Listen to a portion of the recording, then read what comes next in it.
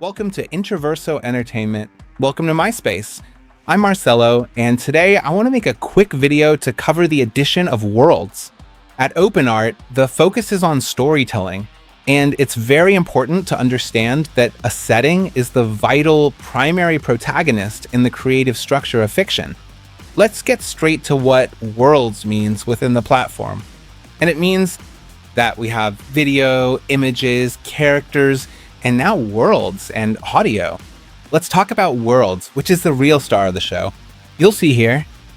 Before we get to worlds, Qwen Image 2.0, for those who create a Wonder account, is unlimited for the next 13 days.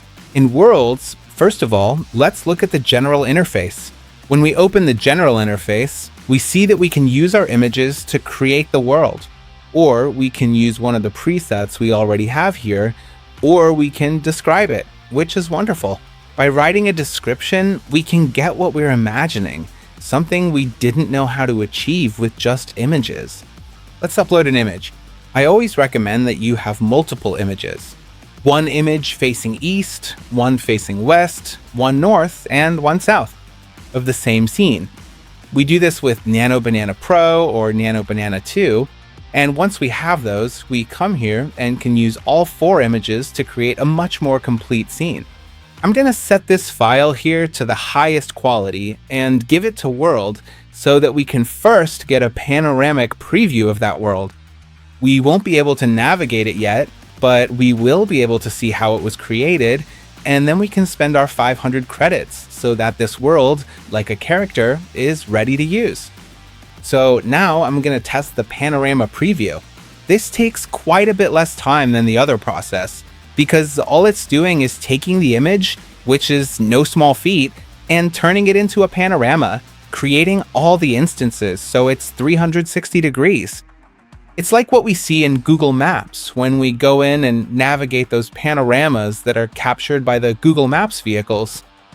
We can create everything we need to explore our world, our universe, our characters. This is one of the features I was most looking forward to. And now we have it. We have characters, we have assets, we have environments, we have styles and worlds. And now we've got it. Now we have a panorama of our environment. Look at the quality of this. This is awesome.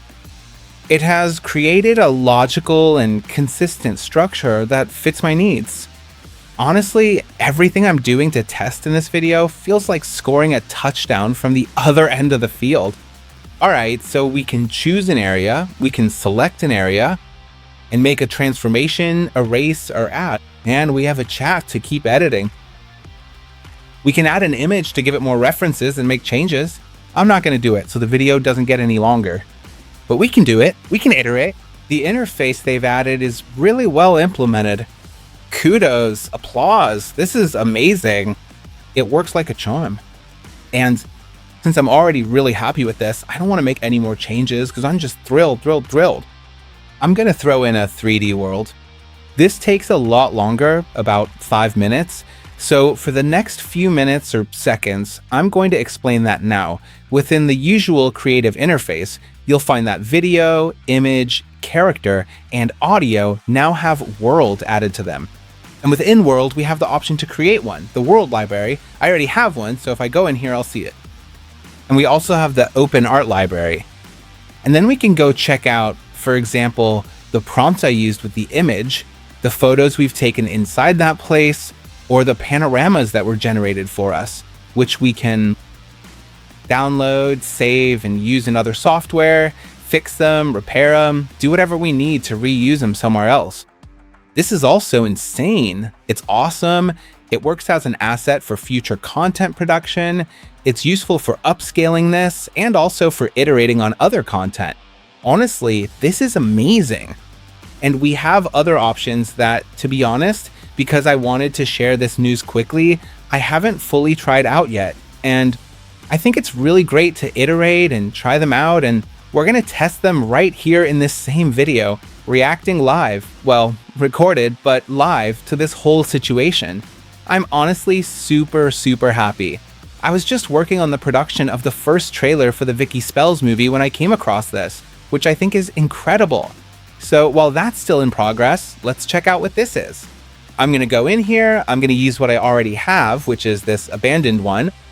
So what I'm going to do now is, for example, I'm going to grab, let's see, I'm going to pick big spell specifically, and I'm going to describe it. And here's the good part.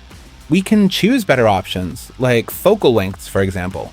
We can pick different aspect ratios, and we can choose the angle. This is awesome. With all this already selected, I'm going to take a shot of this. I'm going to create something else. The navigation features are amazing. Honestly, they're impressive. I can move around. I can pick a better spot. Careful, we're navigating the scene in 3D. This is really, really good. Let's see what comes out. Because what it's going to try to do now is the same thing we've been doing with Nano Banana. Let's say with the editors, but always with some kind of inconsistency. Why? Because the scene wasn't fully developed or completely accurate. Now, this is really good. This is really good. Really good. It solved a ton of problems, mainly with direction. Excellent. Excellent. We have a wonderful interface because, for example, every shot we take, every panoramic view we make is in the context of the world. So, for example, if we're in a scene and we're taking pictures of that scene, we can take all the images within that setting for that scene with these characters and get it done. If I leave the abandoned church and move to the new set I created, here, I've finished creating the set, but how am I going to do it? I'm going to do it with cast in a scene. So I'm going to go in here. I'll have the worlds I've already created. I'll go in here. And so what's the point of this? It'll immediately ask me who I want to interact with. And I'm obviously going to add Vicky spells, for example, Frida, a dragon. And we're going to try to describe. This is similar to what we saw before, right? But in a way, with a different perspective. Because here, thank you. Also, if I want, I can move around. I mean, I can find the area I want. Let's remember that there will be parts that won't be totally and completely visible. For example, if I go too far back here, if I move back here, there will be objects. I mean, the object will be there, but the Gaussian splotting, because it's using a Gaussian splotting technique, will break. So it's always better for me to stay in the visual zone that the image provided. But I can, for example, have them here and do it at about this distance. I don't know, let's do it next to this area. And so I'm going to have Frida's character talking to Vicky Spell's character. I'm going to add a few things just to see mainly how it reacts, what it can and can't do. Because obviously, I don't have any perception of the image model that's being used. So I can imagine it's some kind of internal model, and maybe later on we'll be able to choose. I'm gonna change this. I'm gonna make it wider, more cinematic. And now I'm gonna assign it specifically a target distance value. It's gonna be a little more on the exaggerated side for this effect. And that's it. This effectively addresses a vast and complex array of persistent challenges we faced regarding scene consistency. For the past 3 years, we have been meticulously working to ensure that our products, whether they are fully or even just partially AI-based, maintain the exact same fundamental relationship that has always existed in traditional cinematography, regardless of whether you are working with analog or digital formats. Either one will work perfectly. Whether it's with virtual environments and virtual characters, or with real-life actors. Really, really cool. Look at how the world I created turned out. This is how it turned out. It looks amazing. Now I can navigate through it. It built the roof. It created the light that illuminates the atrium. It's very smooth. It works really well.